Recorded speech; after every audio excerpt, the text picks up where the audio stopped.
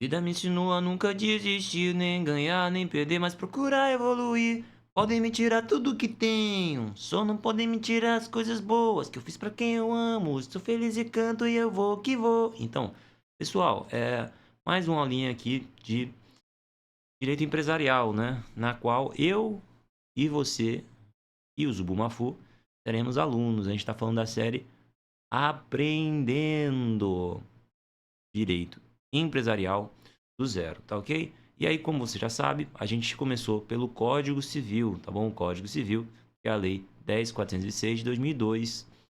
E aí, esse Código Civil está separado em vários trechos, é uma lei bem grande. A gente vai focar no livro 2, que é o livro que efetivamente trata da empresa, tá bom?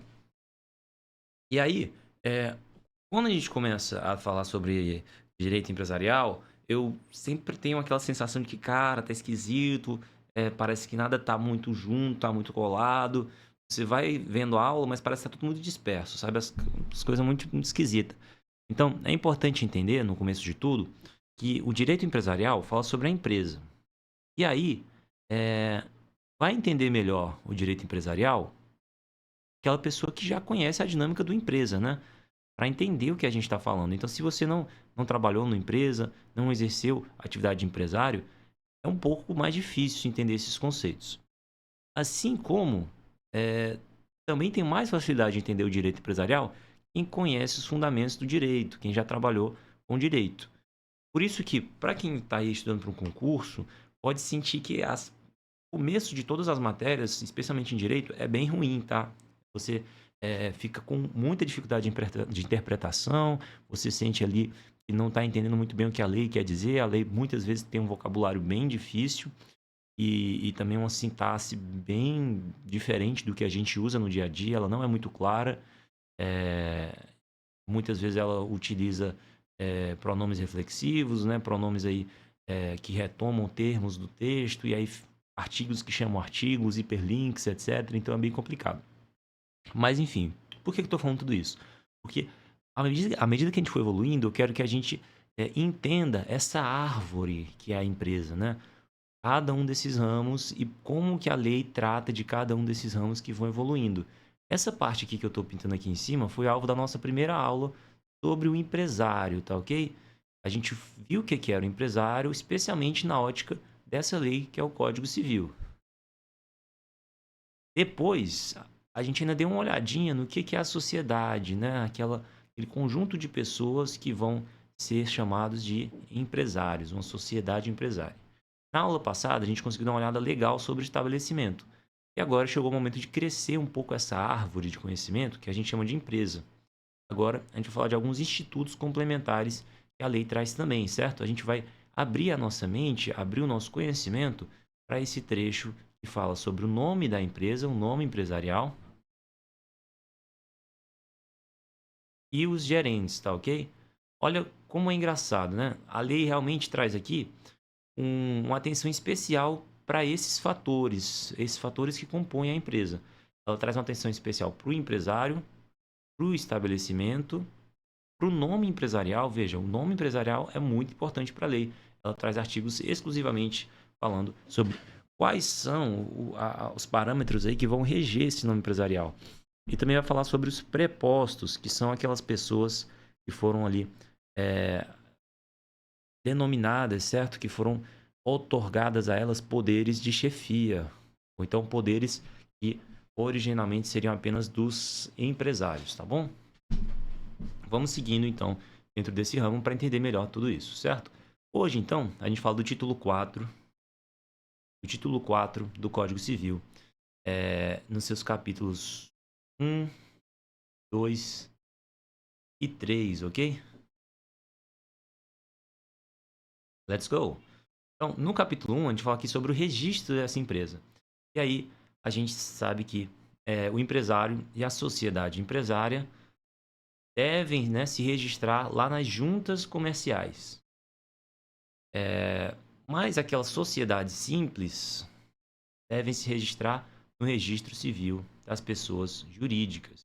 Ah, Gabriel, o que é sociedade simples? O que é empresário e sociedade empresária? Esses assuntos foram vistos na aula passada, né?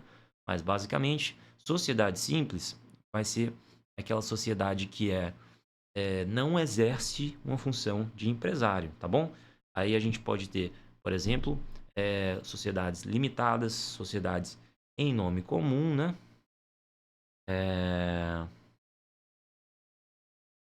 Sociedade em comandita simples.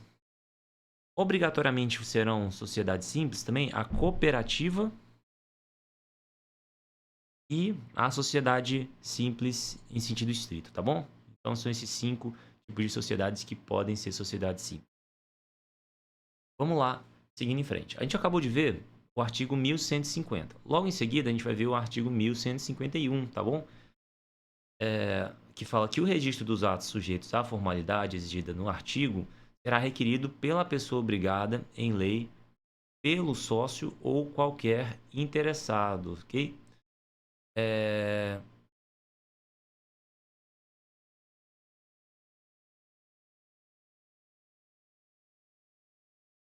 Beleza? Então, os documentos necessários para o registro deverão ser apresentados no prazo de 30 dias. Você tem 30 dias para fazer o registro dos atos requeridos, né, pela pessoa obrigada pela lei. Se você faz isso em 30 dias, esses atos geram efeitos retroativos, tá bom? Efeitos ex tunc. Ou seja, se você realizou ali um ato e escriturou ele dentro de 30 dias, ele está valendo desde o dia que você o realizou. Se passados 30 dias você não escriturou ainda aquele ato que é importante, o que vai acontecer? Vai ser necessário essa validação dos efeitos como ex nunc. Ou seja, apesar de você já ter feito esse ato há mais de 30 dias atrás, ele só vai estar vigente de hoje em diante. Okay? Lá no artigo 3º, né, no parágrafo 3º, a gente diz: as pessoas obrigadas a requerer o registro responderão por perdas e danos em caso de omissão ou demora, certo? Vamos seguindo falando sobre os registros. Caberá a órgão incumbido do registro verificar a regularidade das publicações determinadas em leis, de acordo com os parágrafos seguintes.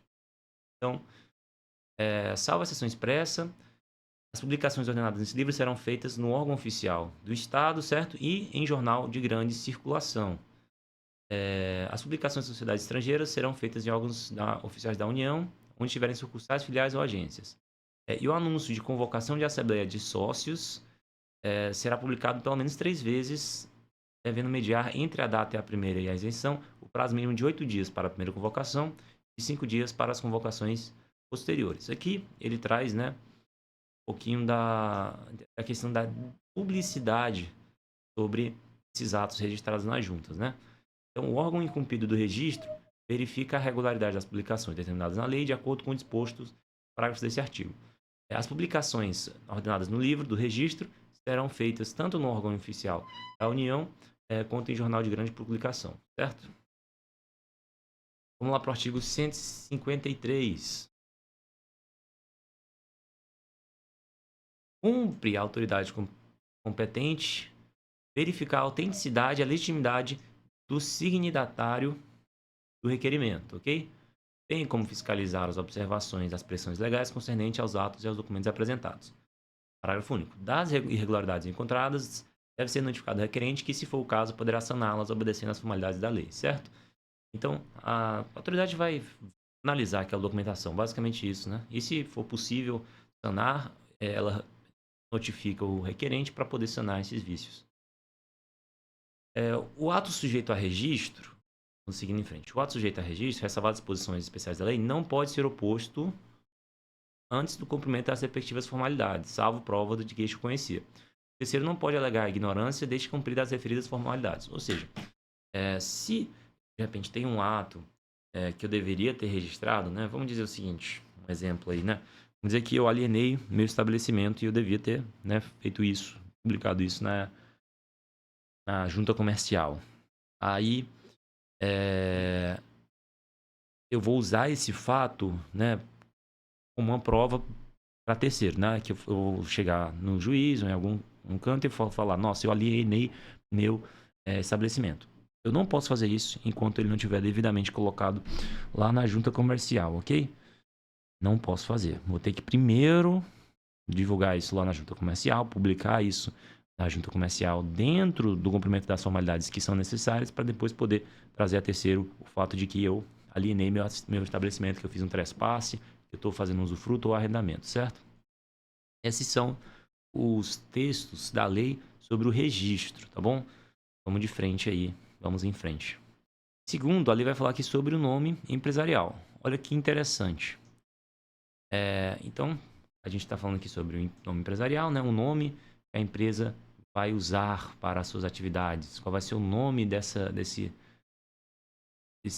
conjunto aqui, né? De atividades que forma a empresa. Então, considera-se nome empresarial a firma ou a denominação dada em conformidade com esse capítulo para o exercício da empresa. Parágrafo único. Equipara-se ao nome empresarial, para os efeitos da proteção de lei, a denominação da sociedade simples, associações e fundações, ok?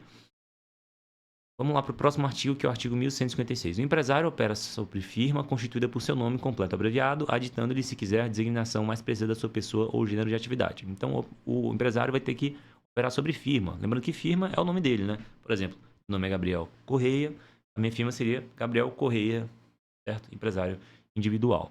Essa seria a minha firma. Eu posso também adicionar algum complemento se eu quiser. Posso falar assim, Gabriel Correia, aulas de direito tributário, MEI, né? Empresário individual, Gabriel Correia, de aulas de direito tributário. Só um exemplo, tá? Vamos para o artigo 1157. A sociedade que houver sócio de responsabilidade ilimitada operará sobre firma. Por quê, né? Em geral, esse sócio de responsabilidade ilimitada, ele meio que age na interpretação da lei em nome próprio. Como se ele tivesse ali um vínculo bem maior com a empresa. Então, ele tem que colocar o nome dele, o nome da empresa também, para que as pessoas possam entender que quando estão tratando com aquela empresa, na verdade, também estão tratando com o tal sócio, tá bom? O sócio limitado. E aí o que acontece? Somente os nomes daqueles poderão figurar, bastando formar, aditado no nome deles, a expressão e companhia ou sua abreviatura, certo? Então, se tiver responsabilidade ilimitada, tem que constar o nome dos sócios ilimitados. Então, posso colocar, por exemplo, sócio 1, sócio 2, sócio 3 e companhia, seria o nome da minha empresa, certo? Parágrafo único. Ficam solidária e ilimitadamente responsável pelas obrigações contraídas sob a firma social aqueles que, por seus nomes, figurarem na firma da sociedade de que trata esse artigo, ok? Se o seu nome figurar na firma, aí você já está sendo um sócio limitado também por termo da lei, ok? Vamos lá para o artigo 1158. Pode a sociedade limitada adotar firma ou denominação, ou seja, a sociedade limitada pode optar pela firma, que é o nome dos sócios, ou então denominação, que seria um nome aí fantasia e faça uma alusão à atividade da empresa. Parágrafo 1º, a firma será composta com o nome dos sócios, né, de um ou mais sócios. Parágrafo 2º, a denominação deve designar o objeto da sociedade, ou seja, deve ter paralelo aí com a atividade que ela desenvolve. Parágrafo 3º, a omissão da palavra limitada determina a responsabilidade solidária e limitada dos administradores que se empregará a firma ou denominação da sociedade. As sociedades cooperativas funcionam sobre denominação, ou seja, cooperativas sempre serão denominação. A sociedade anônima também opera sobre denominação. Parágrafo único. Pode constar da denominação o nome do fundador, acionista ou pessoa que haja concorrido para o bom êxito da formação da empresa. Mas a sociedade em conta de participação, isso aqui é aquela sociedade que é basicamente não personalizada, né? A gente viu dois tipos de sociedade que não são personalizadas, personificadas, que é a sociedade em comum e a sociedade em conta de participação. Ela não pode ter firma ou denominação, certo? O nome de empresário deve distinguir-se de qualquer outro já inscrito no mesmo registro, ou seja, não dá para você ter o mesmo nome de empresa, pelo menos não no mesmo estado, ok? Parágrafo único. Se o empresário tiver o nome idêntico aos de outros já escritos, deverá acrescentar a designação que o distinga. Isso aqui é o que diz o artigo 1163. Vamos em frente. O nome empresarial não pode ser objeto da alienação, ou seja, eu não posso vender o meu nome empresarial, não posso alienar ele, dar o nome da minha empresa para outra pessoa. Parágrafo único. O adquirente do estabelecimento, por ato entre vivos, pode, se o contrato permitir, usar o nome do alienante, precedido do seu próprio, certo? Com qualificação de sucessor. O nome de sócio que vier a falecer, por excluído ou se retirar, não pode ser conservado em firma social. Ou seja, o sócio que falecer, se retirar ou for excluído, tem que sair lá da firma.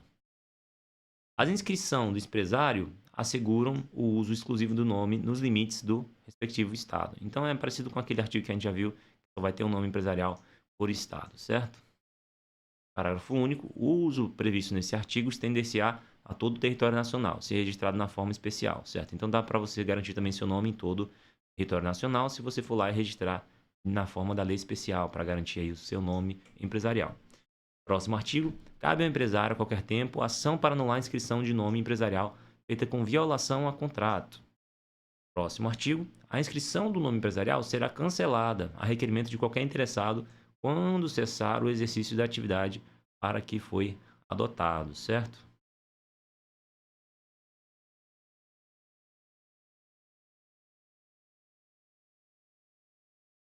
Então, quando tiver a liquidação daquela sociedade. Bom, disso aqui o que a gente percebe? Aquelas sociedades que a gente conhece, algumas vão poder atender por denominação, outras por firma social e algumas vão poder optar entre uma e outra. A denominação ela é obrigatória para cooperativas e para as SAs. Já a firma social é obrigatória para a sociedade em nome coletivo e comandita simples. Ambas podem optar, no caso da limitada, da comandita por ações, antigamente da Eireli, que não existe mais, tá? Tá aqui apagadinho a Eireli porque ela não existe mais. Mas é importante falar aí que analise isso aí também. Vamos lá. Sobre o registro, né? O registro aqui dos prepostos. O preposto, o que é o preposto? Né? Aquela pessoa que o empresário outorga poderes a ela. Então ele vai ter ali a condição de ser como um chefe, né? Um cargo superior dentro da empresa. É como um gerente, certo? Só que o gerente, na verdade, pelo termo da lei, é um preposto permanente. Vamos lá, começar aqui do artigo 1169. O preposto não pode, sem autorização escrita, fazer-se substituir. Okay? Então, se eu tenho um cargo lá, um poder que me foi outorgado, tenho um cargo de chefia, eu não posso substituir para outra pessoa. Eu não tenho esse direito de passar a minha chefia para frente, ok? O preposto não pode negociar por conta própria, nem participar de operação do mesmo gênero que foi cometida, certo? Ou seja, o preposto, quando ele vai negociar, ele negocia em conta de terceiros. Ou seja, ele vai negociar pela conta da empresa e não pela conta dele mesmo. Considere-se perfeita a entrega-se de papéis e bens ou valores ao preposto se os recebeu sem protesto. Ou seja, se eu entreguei lá um papel, um valor, um documento para o preposto, para aquele que está no cargo de chefia, já é perfeita essa entrega, certo? Se ele não protestou, é porque está perfeita a entrega.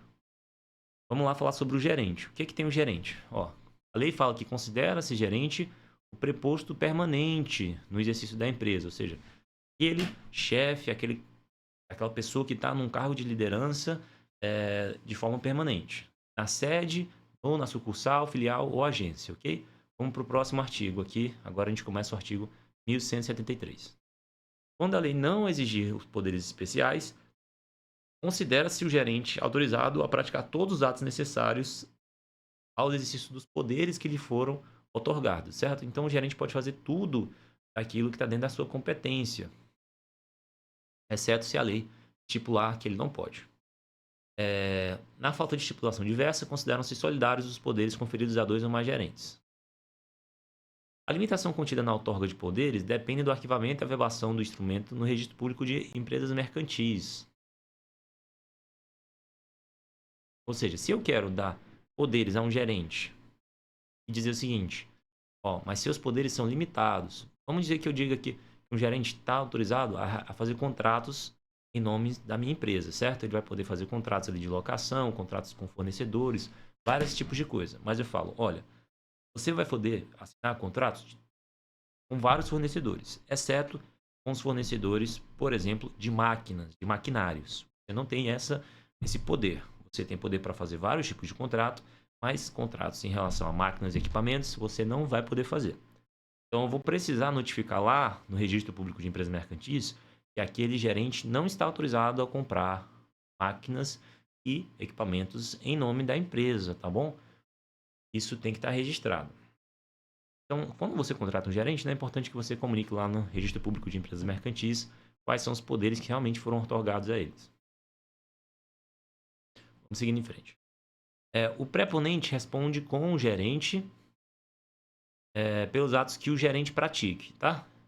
Então, o que o gerente faz vai acabar responsabilizando também o dono da empresa, o empresário, ok? O empresário, na verdade, a lei chama aqui de preponente, certo? Próximo artigo. O gerente pode estar em juízo em nome do preponente pelas obrigações resultantes do exercício dessa função. Ou seja, o gerente, vamos dizer que esse empresário seja intimado aí na justiça devido a uma ação da empresa, certo? Esse empresário pode mandar o gerente lá, certo? O gerente lá resolver o pepino se tiver dentro da função do gerente, ok? Vamos dizer que o gerente precisa ir lá na justiça responder alguma coisa que estavam lá dentro do operacional da empresa. Então, em vez de ir o empresário, pode ir o gerente, porque o gerente era o responsável por isso. Ok? Vamos seguindo em frente. Agora a gente vai falar um pouquinho sobre a escrituração, certo? O que acontece na escrituração?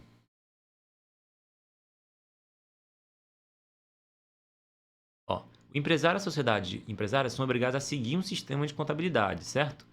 Ele pode ser mecanizado ou não, tem que ter a escrituração uniforme dos livros e tem que levantar anualmente balanço patrimonial e o resultado econômico, né? O PP e a DRE. Beleza? Lembrando que é dispensada a exigência desse artigo para o pequeno e o microempreendedor, né? Ademais dos livros exigidos pela lei, é indispensável o livro diário. O livro diário é indispensável, certo? Que pode ser substituído por fichas no caso de escrituração mecânica ou eletrônica. A adoção de fichas não dispensa o uso do livro apropriado para o lançamento do balanço patrimonial e do resultado econômico. Esse é o que fala o artigo 1180. Vamos para o próximo. Salvo disposição especial em lei, os livros obrigatórios e, se for o caso, antes de postos em uso, devem ser autenticados em registro público de empresas mercantis. Deve estar bem registrado lá na junta comercial, ok? A autentificação não se fará sem que seja inscrito o empresário ou sociedade empresária que poderá autentificar os livros não obrigatórios. Beleza. Próximo artigo. A escrituração ficará sob responsabilidade do contabilista legalmente habilitado, salvo se não houver nenhum na localidade. Então, de preferência aqui, tem que ter um contabilista habilitado, tá? A escrituração deve ser feita em moeda e corrente nacional. Beleza? Por ordem cronológica, mês e ano, sem intervalos em brancos, nem entrelinhas, borrões, rasuras, emendas ou transportes para a margem. É permitido o uso de códigos de números ou de abreviaturas que constituem de livro próprio regularmente identificado. Vamos para a próxima. No diário serão lançadas com individualização todas as operações relativas à empresa. E aí a gente vai ter o quê? Admite-se a escrituração resumida no diário, com totais que não excedam o período de 30 dias, relativamente a contas muito numerosas, né? Mas aí vai ter que ter um livro auxiliar, né? Com os registros individualizados, tá bom? E tem que conservar os documentos que permitam sua perfeita verificação. 2. Serão lançados no livro diário e no balanço patrimonial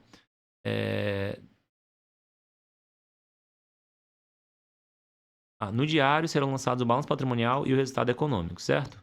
Sendo ambos assinados pelo técnico em ciências contábeis legalmente habilitado e pelo empresário ou sociedade. O livro balancete diário e balanço será escriturado de modo que registre a posição diária de cada uma das contas de títulos contábeis e o balanço patrimonial de resultado econômico, certinho? Por último, a gente fala do artigo 1187, que fala o seguinte: os bens destinados à exploração da atividade serão avaliados pelo custo de aquisição. Os valores mobiliários de matéria-prima e alguns outros podem ser estimados pelo custo de aquisição ou pelo preço corrente. O valor das ações do título de rendas é pela cotação na Bolsa de Valores. Os créditos serão considerados com presumível valor de realização, ou seja, aqueles créditos que têm presunção de serem realmente recuperados podem ser contados aí no inventário, certo? Mas aqueles créditos duvidosos provavelmente vão dar em perda, né? Aí você tem que fazer essa separação. E por último, a gente sabe que entre os valores do ativo podem figurar despesas de instalação da sociedade, com limite de até 10%, juros pagos a acionistas e a quantia efetivamente paga a título de aviamento do estabelecimento, ok? O aviamento, que foi um termo que a gente citou na aula passada. Vamos lá, seguindo em frente, tá? Agora, artigos 1188, o balanço patrimonial deverá exprimir com fidelidade e clareza a situação real da empresa. E aí ele dá mais algumas questões aqui, né? 189, o balanço de resultado econômico ou demonstração de contas de lucros e perdas acompanhará o balanço patrimonial, certo? E nele contarão créditos e débitos. Ótimo. Ressalvados os casos previstos nessa lei, nenhuma autoridade poderá fazer ou ordenar diligência para verificar se o empresário está observando as formalidades prescritas em leis. 191.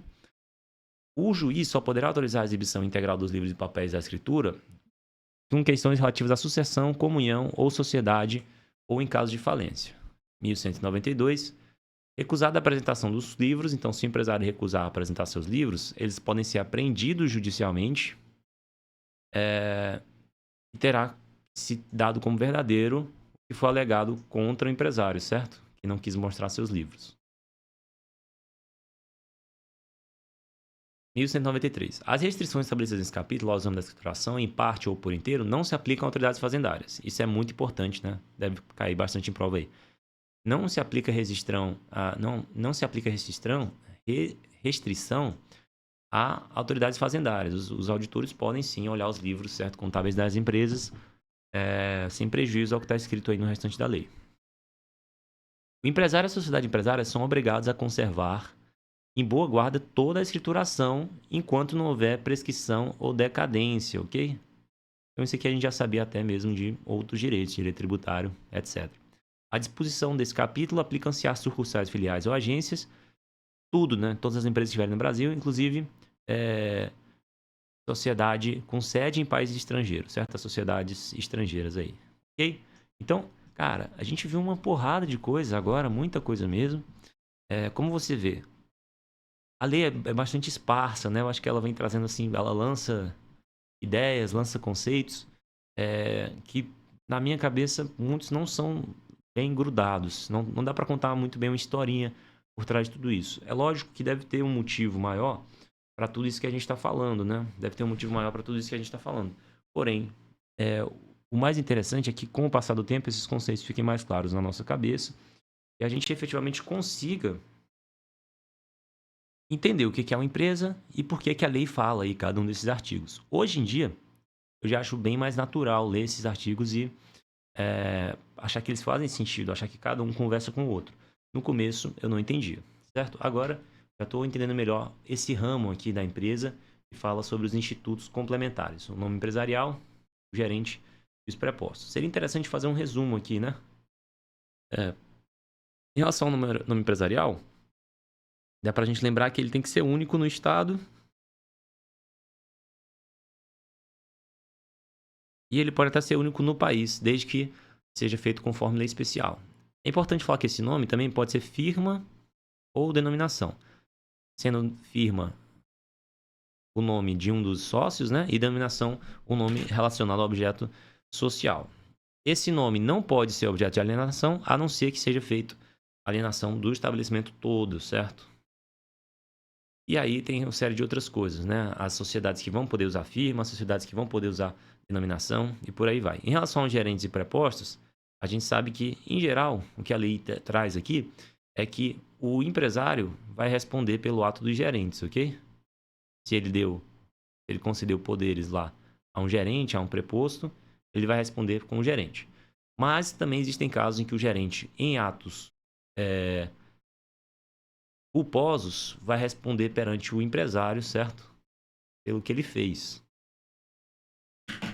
Beleza? Em atos dolosos, ele responde, inclusive, para a terceiro, se eu não me engano, certo? E aí, são essas questões aí que vão amadurecendo, que vão melhorando. E é claro, quando se fala em provas, meu objetivo é o estudo para provas, o mais interessante é que a gente absorva todos esses conceitos e, depois de bem absorvidos, efetivamente decore cada trecho desse da lei, passe a decorar mesmo, decorar uma memorização pesada do que cada coisa fala. Por quê? Porque muitas vezes a prova vem e traz o texto da lei na íntegra. Simplesmente Ctrl+C, Ctrl+V, aí vai lá e muda uma palavra, né? Ele pode pegar uma questão dessa aqui, ó, como exemplo. Quando a lei não atingir poderes especiais, considera-se o gerente autorizado, tarará, tarará. A lei vem, né, a prova vem e muda esse nome de gerente para administrador e quer que você saiba que esteja errado.